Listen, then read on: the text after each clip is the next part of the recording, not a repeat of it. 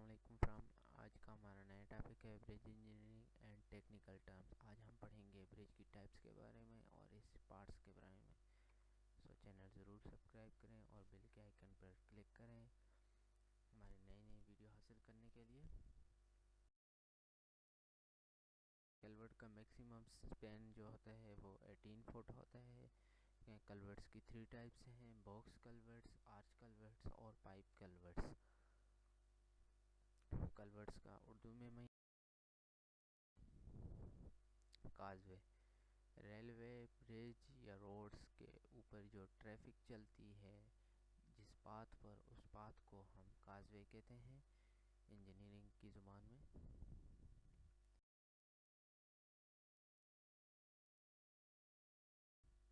Submersible برج وہ برج ہوتا ہے جو ونٹر سیزن میں جب زیادہ تر بارشیں ہوتی ہیں تو بارشوں کا پانی جو ہے وہ برج کی سرفس پر آ جاتا ہے، اس لیے برج جو ہے وہ پانی میں ڈوب جاتا ہے، اس لیے ہم اس کو سبمرسیبل برج کہتے ہیں.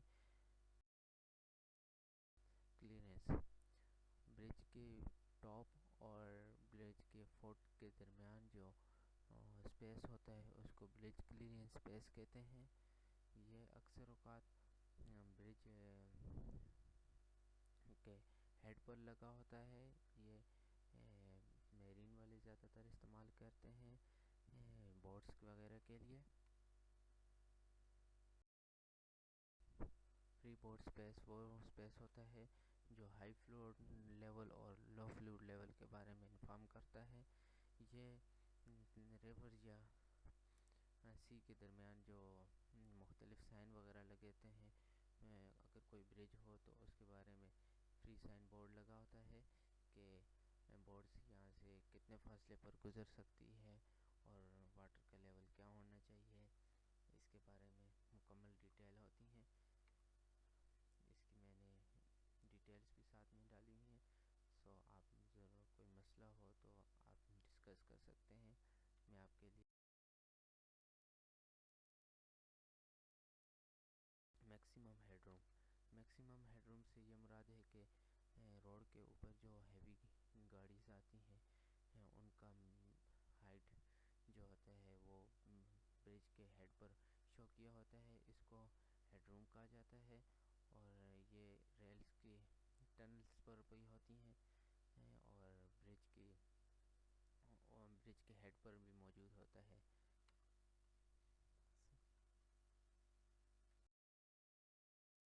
Fluid level, high fluid level اور لو فلوئڈ لیول، اس کو ہم نے پیچھے ڈسکس کیا تھا فری اسپیسنگ میں. یہ اس طرح کے سائن بورڈز لگے ہوتے ہیں. ایفلیکشن برج، فلو کے ڈائریکشن میں جو رکاوٹ آتی ہے ہم ان کو ایفلیکس ظاہر کرتے ہیں. اور ایفلیکس یعنی کہ وہ برج میں کی شیپ میں بھی ہو سکتا ہے، اور ایفلیکس سے یہ بھی مراد ہے کہ ایک ڈائریکشن میں واٹر فلو کر رہا ہے اور آگے جا کر اس کا پاتھ جو ہے وہ ایکسپینڈ ہو چکا ہے، جس کی وجہ سے واٹر کا پریشر اور اسپیڈ جو ہے وہ سلو ہو جاتی ہے. اس کو بھی ہم ایفلیکس سے شو کریں گے. رن آف، جب بارشوں کے سیزن میں ندی نالے جن سے پانی ہوتا ہوا جھیل اور دریا میں جا کر نکلتا ہے، اس کو ہم رن آف کہتے ہیں. اور جس پاتھ ہیں اسپین ان برج، اسپین ان برج میں 4 ٹائپس ہیں: simple span, cantilever span, continuous span اور simply supported beam, simply supported bridge. ٹھیک ہے، تو ڈیک کا مطلب یہ ہے کہ جو برج کے اوپر والی سرفیس ہوتی ہے اس کو ہم ڈیک کہتے ہیں. اسٹیل کیبلز اور ٹاورز کے بارے میں آپ جانتے ہیں.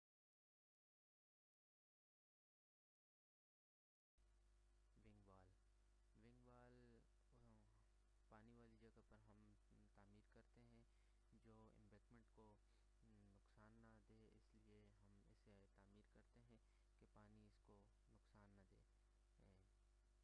یہ کلورٹس میں بھی ہوتی ہیں اور برج میں بھی ہوتی ہیں. اور ابٹمنٹس، ابٹمنٹ کا مطلب یہ ہے کہ برج کے لاسٹ دو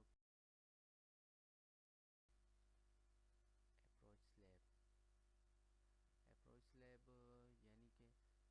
سلیب ہے کہ کوئی ریلوے پاتھ آ رہا ہے سینٹر میں یا کوئی روڈ آ رہی ہے، تو ہمیں وہ روڈ کو برج سے اٹیچ کرنا ہے. اس کے لیے ہم جو سلیب استعمال کریں گے اس سلیب کا نام ہوگا approach slab. Okay. Deck bridge. It's carriage way above the super structure is called through bridge. اس کا جو کیریج وے ہوتا ہے سپر اسٹرکچر سے اوپر ہوتا ہے، اس لیے ہم اس کو ڈیک برج کہتے ہیں.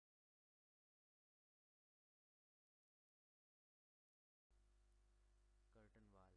کرٹن وال برج کے نیچے ایک وال ہوتی ہے اسمال سائز کی.